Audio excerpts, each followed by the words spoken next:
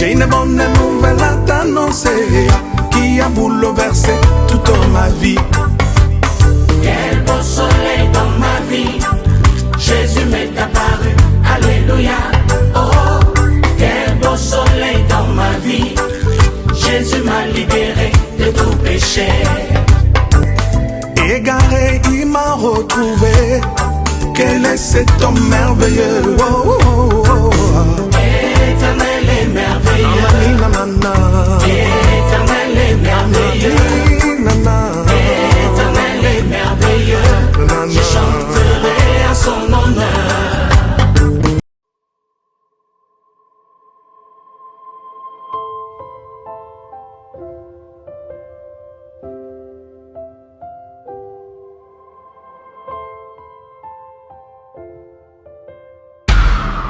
Spéciale retraite de prière et de délivrance en direct des radios Purim. Du mercredi 5 octobre au vendredi 14 octobre 2022 avec les bishops Ézéchiel Zoka. Horaire de prière 5h heure de Paris, 18h heure de Paris, 0h heure de Paris. Et le vendredi 14 octobre, c'est la clôture avec une veillée de prière de 23h à l'aube. Thème: vaincre les problèmes résistants. Vous pouvez suivre ce programme en téléchargeant notre application Android Radio Purim sur Play Store ou par notre site web www.radiopurim.com. Hormis ce programme spécial, suivez le bishop Ézéchiel Zoka chaque jour sur la radio Purim à 0h heure de Paris dans la tranche de prière La bombe de nuit. Infoline plus 243 97 81 63 509 plus 243 89 64 65 819.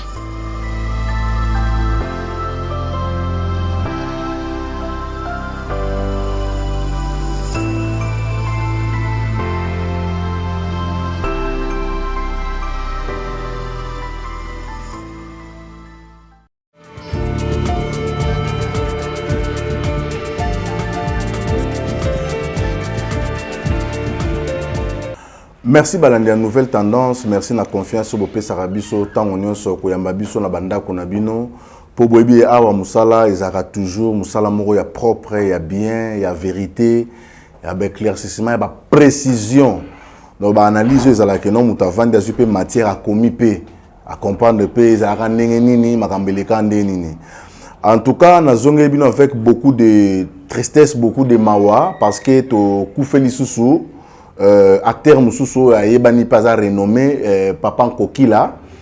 na minute o to komi lokola na bibembe misatu na morgue na oyebate to banda na nani parce que maman Nzita akufaki na sima mikolo caporal Mulumba akufi et puis Papa Kokila susu aoti kokufa vraiment bato théâtre na ebité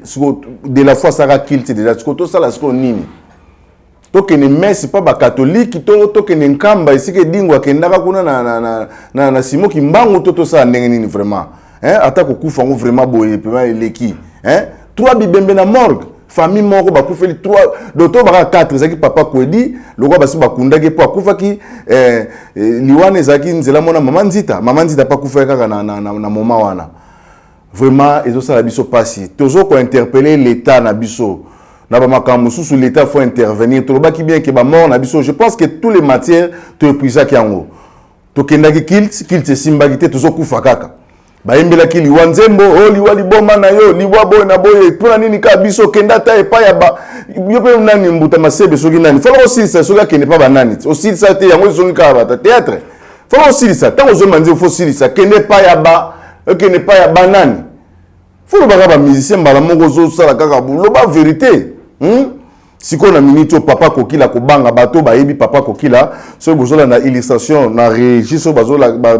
baza même langage na biso ba illustrer biso déjà image ya Papa Kokila yewana a utaki na groupe ya Wabe Lorango asaki succès makasi fond bato baza ko landa ye bazaki na bantenne A ba RTG akuna vraiment en tout cas Kokila a confirmé que vraiment si ko vraiment bo pesa président Masumu passe à NTPC babanda kolela nani babanda kosani parce que belé batuna ngai matanga mwanzita tuzoka ba pression te ndenge zaki ya papa Kwedi tuzomona boso beloko moko te caporal Mulumba yepe so akufi to bosani ke to ana takinga kuta yaki sous malade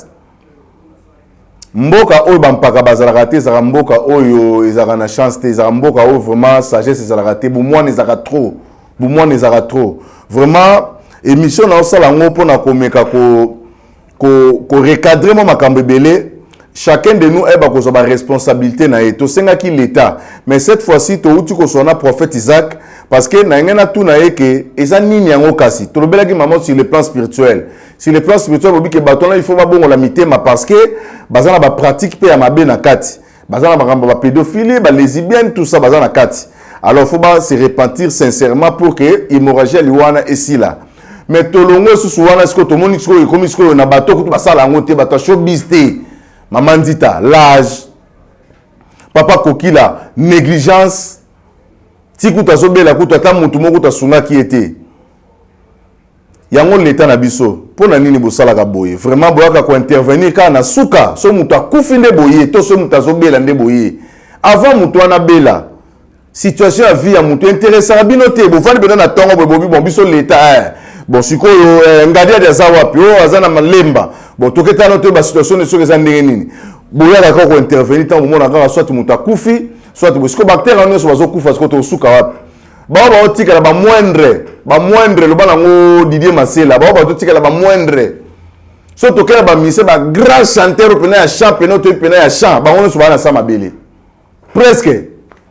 totikaka na fere mutu abagenda yebi ko yemba aluka 4 susu ba bakisama so ba koya so kine to ebite mais pona bena ba chanteur pena bazati ba luambo bazakuna na se ba tabulei bazakuna na se ba papa wemba bazakuna na base ba kundula emene bazakuna na se finalement l'état koko télématé vraiment ozo soya ya batu oyo pendant que baza vivant bo protéger bango na lobaka loko ndeti ko sexa kutu batu ke tala États-Unis bazo protéger ba commando na bango na ba Rambo na bango tile lo ba Vandam na bango bazali mo ya biso bazo kene msu na ba volonté na bango te bazo kene pona ba manque ba kozanga yo kansi ba maman Ndita na so pena ba soaki pena l'état sa charge qui ne pena ba azu pena ba soins médicaux ne malam maman Ndita ko kufa sikote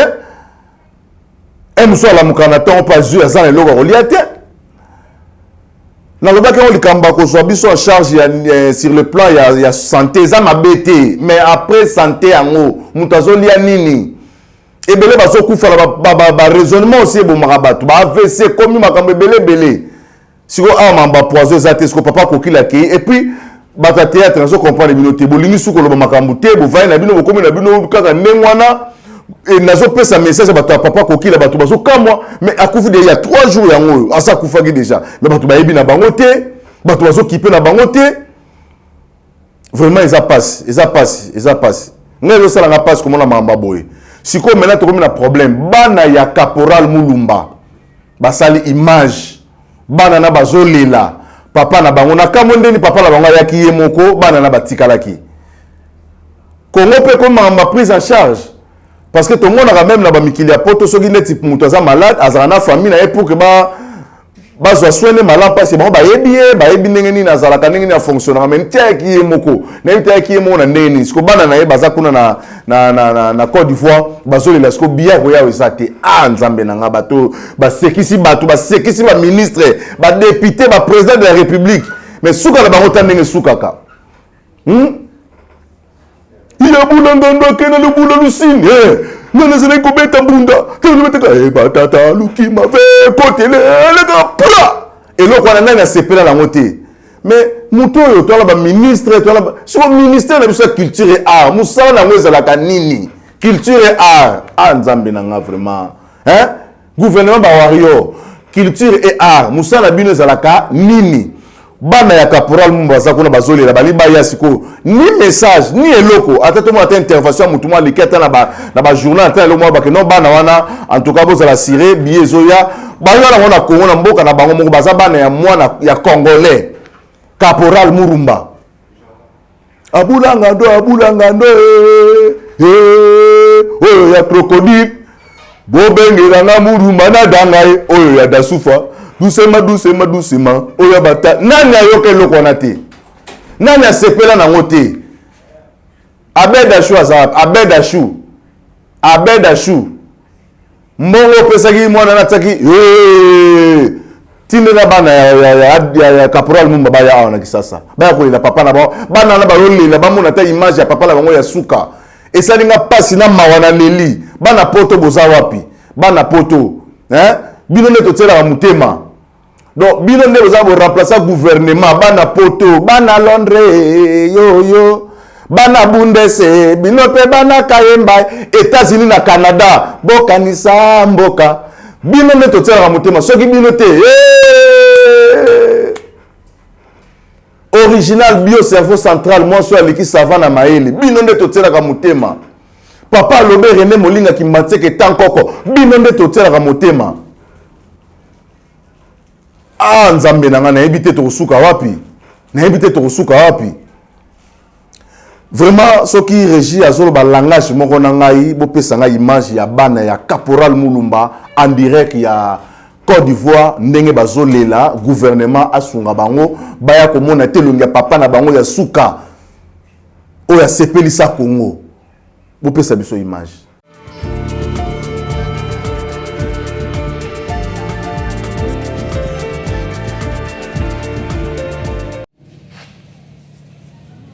Bonsoir chers parents congolais, bonsoir chers parents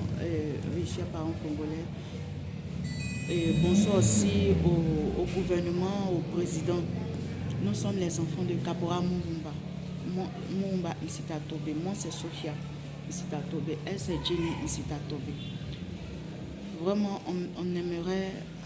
que le président nous aide et le gouvernement à venir au Congo pour pouvoir rendre un dernier hommage à nos papas Caporal Mulumba. Ça nous ferait vraiment plaisir et en profitant du temps pour connaître aussi la famille et être aussi en contact avec la grande famille ici là-bas. Ok, vraiment merci beaucoup. Nous comptons vraiment sur vous. Venez honorer la mémoire de notre papa Caporal Mulumba. Vraiment ça vraiment nous fait plaisir. Merci beaucoup. Dieu vous bénisse. Nous comptons sur vous. Merci.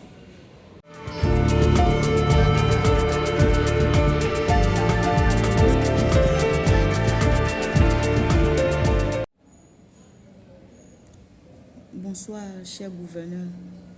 Bonsoir, cher président de mon quartier du Congo. Et nous aimerons vraiment arriver au Congo pour les derniers hommages de nos papas, Caporal Mulumba. Alors, on vous demande de l'aide, de nous aider pour pouvoir effectuer ce voyage, pour pouvoir le rendre un dernier hommage. Ça nous fait vraiment plaisir.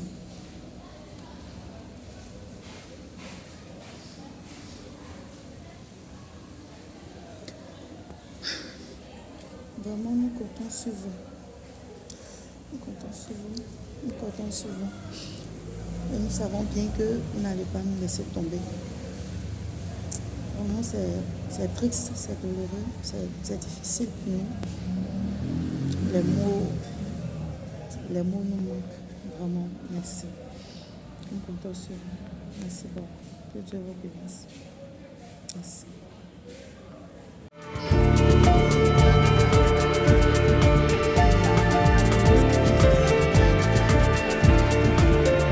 Viens dans Serge Mampouya, le vieux Moupépé, mon commandant. Yao yangoyo. Yoni muto sala ki rande kita za la kimia, asala musala bien. Azana ba suscité assurance, hein? Yoni muto pesa kango, mon commandant yangoyo lisusu yangoyo. Le vieux Moupépé. Tala comment muto Moupépé. Donc si kazo ou te soye banate donc a bimelo bo mbala musu makambo. Bon mon image. Un vieux Moupépé, beaucoup tata makambo, un cerveau central. original bio cerveau central moi soit l'équipe savant na maele na yebi ke bino pena bozabo asiraka boko tata makambo pona bana oyo baya ta na Congo ba kolila papa na bango ta suke osala biso bien bato théâtre vraiment bande ko bosunga biso culture et art bosunga biso pona ba makambo nyonso pourquoi tozokufa eza ba question oh toko komi tunaka pourquoi boy parce que liweza nango naturel c'est vrai toyebi mais niveau toko mo kufele toi bibembe to ba eza 4 bibembe moko basi ba kunde tikali toi famille moko ah famille fo nchora na kati nchora zali pour la limite la famille moko ke bato ba kokufa kana ndenge wana jamais faut ba famille théâtrale toko kokufa ndenge wana te ba o bozo mona te bozo ba état de santé na bango bozo ba so bazo fura ndenge nini Chaka Congo azab Chaka Congo on peut ba menace l'équipe trop muto on parle lembi na Chaka Congo papa kokila na njili kuna na kimbantseke njili kimbantseke aza kuna akufi tisiko tozo ba évolution te eloko moko te donc ba image ezali na bato ba ebiete bon mona ba illustration comme na papa kokila ndeni na banda ko jouer ndeni na sepeli saki Congo vraiment ça passe na zo baté na ko loba nini na ko sala nini mais du moins tokendaki pas prophète Isaac pour na ko solana par rapport ya makambe belé azuba ba message belé pour na mboka na biso et puis na mamba théâtre pas lobeli yango sécheresse et quota pas ces quota bino bato botala kaka ba vivre fait botala kaka biloko libanda parce que guerre à Ukraine ils ont frappé déjà Congo malembe carburant au moni niveau ils ont maté là transport ça ya ko mata déjà et longo côté na comme soma marolia yango ya pesi comme message au nzambe amema kié ayebisie makambo comment to se protéger na makambo papa il faut to sala bilanga to boko na ba soso na ba ngulu na ba cochon okinzala bendi soso na okuno kati kingoli pour ceux qui ont la jour moko to le maka tongo pas et loko za reliate er yango Joseph amoni ndoto prophète Isaac pesa biso message.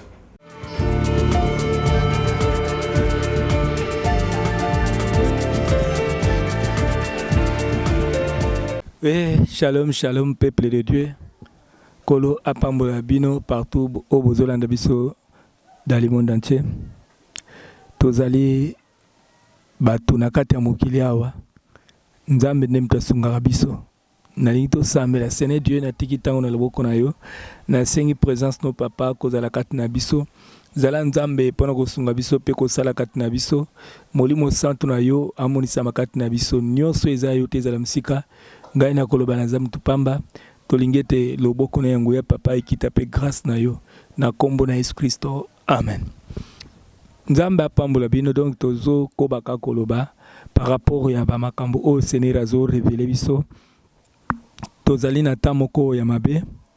tozali na tamoko oyo diable azo sala ba makambo ebele na kati ya mokili oyo surtout même awa na kati ya Congo nde ba message au Seigneur la kisaki biso nanu ya ba crise oyo ezo frappé ba crise oyo ezali déjà phase ya ba première étape c'est le apocalypse ndenge alobi que ekozala mokili ekozala frappé na banzala mokili ekozala frappé ba guerre pe mokili ekozala frappé na ba makambo ya mabe makasi nde a cause ya ba makambo wana oyo ekozala frappé na kati mokili awa nde yango wana siko tango wana antichrist akoya kobima soki ba crise ekoti oto bengi crise économique tango ezokoma makasi nde yango wana siko na suka nango antichrist nde akoya kobimisa manzaka pona kolobete pasi eleki mingi sikoyo mutu moko akobima lokola yende aza mokonzi ya makambo tu nde siko to ekomona biloko Seigneur alobaki ya ko éviter makambo ya ba nyongo bana nzambe belé bazana kati ya ba vie ya ba nyongo kozana ba nyongo eza malamu te ba nyongo ezali kozala lokola esclave parce que sur total na kati ya monde entier batu nyonso bazana ba nyongo même ba américain bazaka kaba na ba nyongo pe tokei pe même ba français bazana ba nyongo tokei ba congolais bazana ba nyongo tokei ba tutu bazana ba nyongo mena bana kati ya ba nyongo wana soki oye kotala yango tu na suka nango nde ekoya kobimaka ke oyo azana nyongo oyo azana nyongo oyo azana nyongo siko nani azana mbongo bila sike mutu moko nde oyo auzana ba moyen na kati ya mokili mobimba pe azana ba moyen menano abima te nde mutu wana akobima sima ya kolekisa ba étape nyonso to monaka boye nde mutu moko siko akobima gara yende siko akolobete ba pasi eleki ba guerre eleki ba souffrance eleki sikoyo ngai moko siko nazo kota pora pesa bino kimia ako proclamer fausse paix au bilieu le bike ako pesa net kimia moko boye c'est au total na 1 Thessaloniciens 4 verset 1 tina 5 omona yango ndenge balobeli bozongi na kolo ismasia ndenge kuzala babi mutu wana ko bimagara akobimete yende aza capable ya kosunga mokili mobimba aza capable ya kosala tout ekozala mboka tel ngai na pesi bino mboka tel ngai na pesi bino mutu tout faut à obéir et ekozala ke mutu tout faut dépendre kaka epa na ye okoteka te okosomba te c'est l'Apocalypse chapitre 13 verset 15 tina 18 okoteka te okosomba te sans numéro ya 666 parce que na kati ya baniongo tozomona pays songolo eza na niongo kuna baza na niongo mena mutu wana akoya alongoli makambo baniongo wana nyonso tu akofuta baniongo nyonso et sima aye kofuta baniongo sikoyo akoproclamer ke ye moko akomi deja mokonzi ya mokili mobimba nde tozokende kosite na kati ya bamakambo wana soki Jésus Christ atiki biso en vie tokomona bamakambo wana baevenema wana mais soki Jésus Christ abiki aye azwa biso tokomona makambo wana te parce que tokozala levé ba chrétien bakotikala kosibir bamakambo ebele te ba chrétien bakozala toujours protégé nzambe akoprotéger ba chrétien nzambe akobatela peuple na ye oyo babangaka ye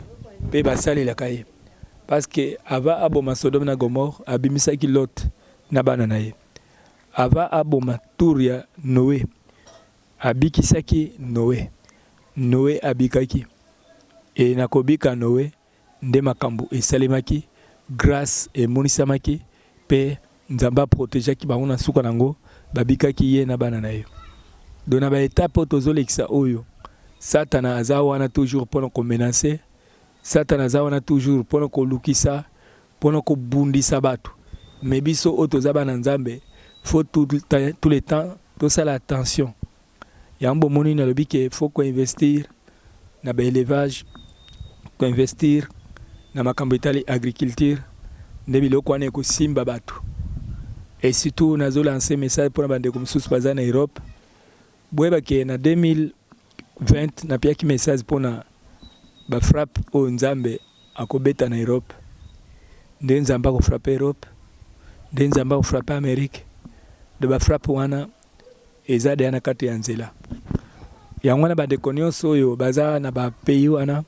bien boza na kati ya ba continent wana faut toujours kozala vigilant kozala tout les temps maele parce que tout peut arriver makambo ekokoma bamsubo bomba bambongo na babanki eza nango mabete eza malamu mais oza na mbongo na banki ezalaka mpe na mbongo ya maboko ekosunga yo ozosala makambo na Europe salaka mpe makambo na Afrique awa oza na mabota awa na Afrique boza na babambota na bino na Congo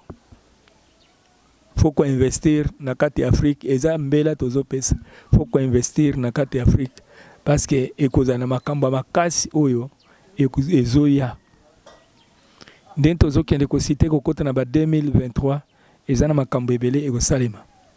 donc bato faut bazala vigilant et na vision na nzamba alakisa ke bato ebele bakouta penza Europe bakokita Afrique mingi bakouta Amérique bakokita Afrique ekozala pe na bamindele pe na kati parce que ekozala na bamakambo moko ya makasi oyo ezo se préparer oyo ekobima bamibeko mabe ekozala ebele bato ebele bakokosupporter mibeko wana te donc yango ekokimisa bango kuna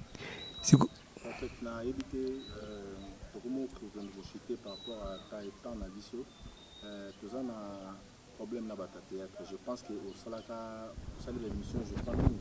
que na bata théâtre ndenge lobaki na ndenge de la foi à sambelaka bango situation changer te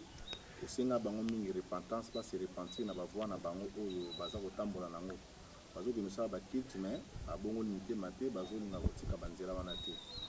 Mais toza na cas moko na angle mosusu ezali ya négligence ya bakonzi parce que ntango papa Koedi akufi avant que babimisa matanga papa Koedi mama Nzita akufi.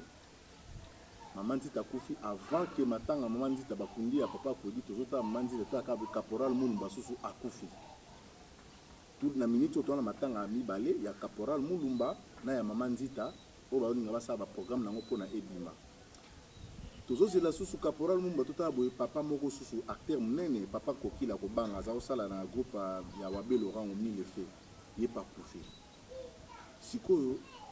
liwa ya ba acteur wana combien non tout le monde a ba musicien té na minute to na 4 morts papa Koedi basi bakundi to tika ce qu'on a 3 bibembeza na mort ya bato ka théâtre bato pe ba yebana responsabilité wana ezaka na makamna bango to pesa na ba responsabilité na côté à l'état par rapport ya ba âge ya bato wana pe na ni bazanga ba soutien ceux qui bazobela ba soins médicaux malamu ezate vie na bango bato bakipa bango te sikoyo pour ko arrêter fléau wana bien que le sur domaine spirituel est-ce que vous montez que dans domaine à l'état et l'état pas dans la responsabilité wana pour na bandeko wana bon omoni ba bana ni basengi bana ya nani bazo senga siko libanda kuna bana Côte d'Ivoire bana ya totsa ba image na bana ya caporal Mulumba bazo senga l'état apesa au moyen ba ya métis ko bazo kiper kutu bango atati. Bon omoni premièrement faut webe que biso na Congo problème ezalaka nanu siko tali culture bato bakipango penza makasi te ozomona bato bakipango makasi te. Pourquoi? Parce que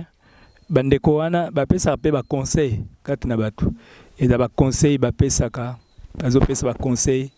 eza lokola biso pe tosala banani ba livre to koma ba livre mibale ba livre na ebimaka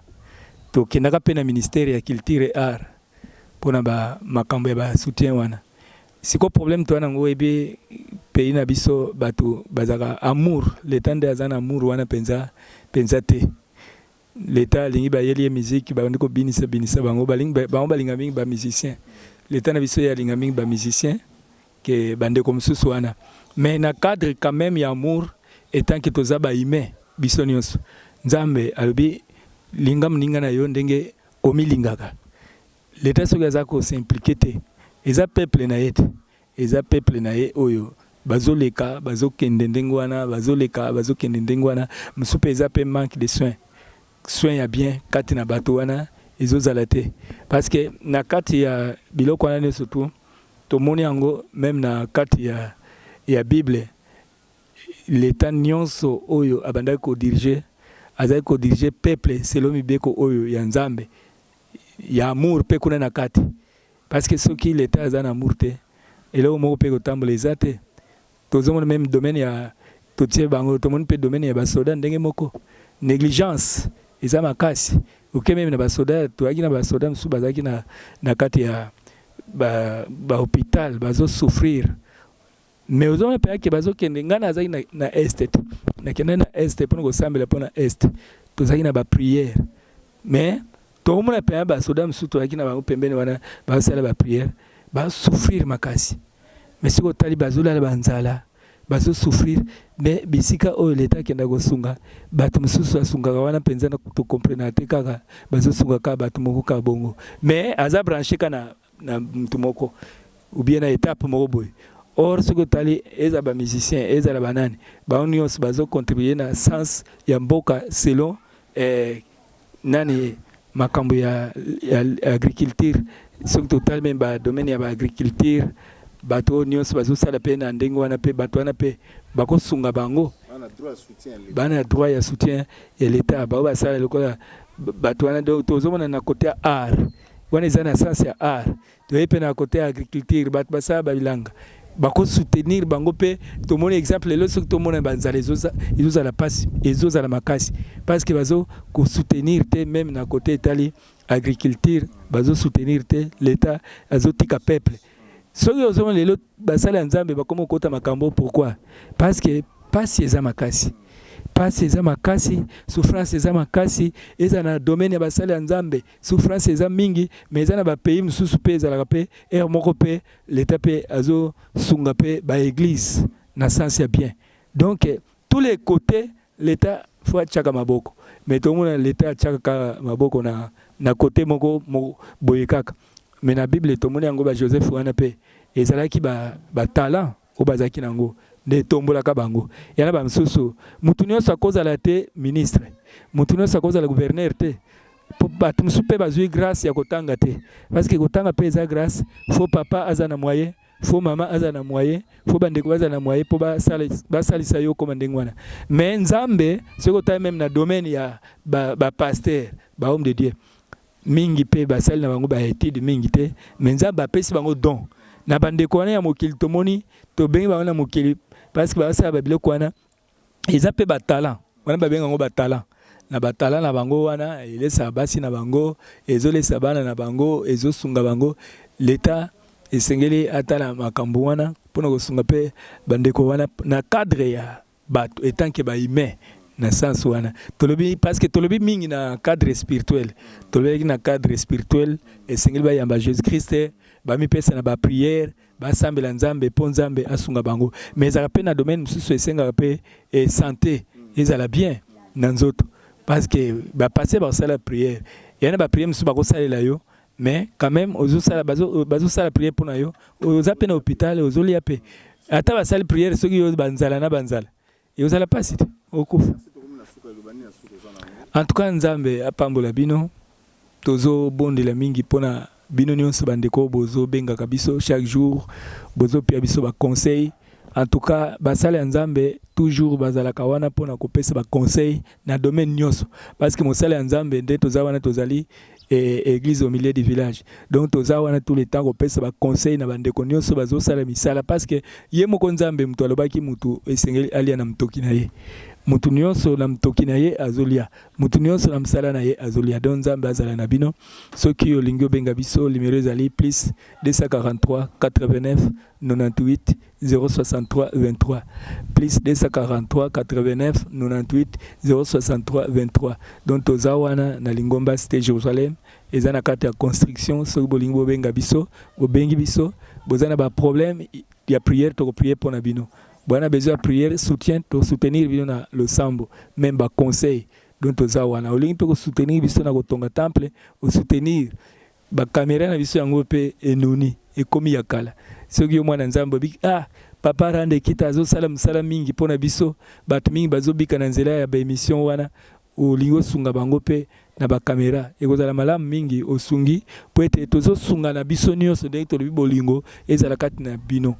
Nzambe apambola bino.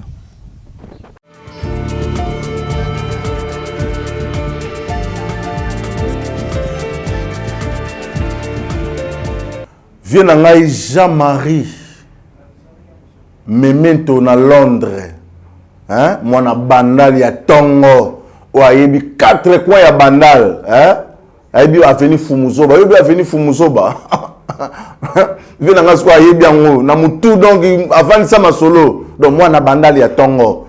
Olandi prophète nenga lobi, nyonso musalo to sala pona bino nouvelle tendance tozola la te butu mo tozo fier. Biso ça ba analyste le quoi ba théâtre moko ba vandi wana ba sala comédie, non. Biso to sala musala o ezali noble, tozo ko tirer d'information, to épuiser pendant la source ya makambu pour que peuple de Dieu azala informé. Peut toza sonnerie, ne toza to ba sonnerie donc ngri mokile yo ki mamo alerte mututu à comprendre que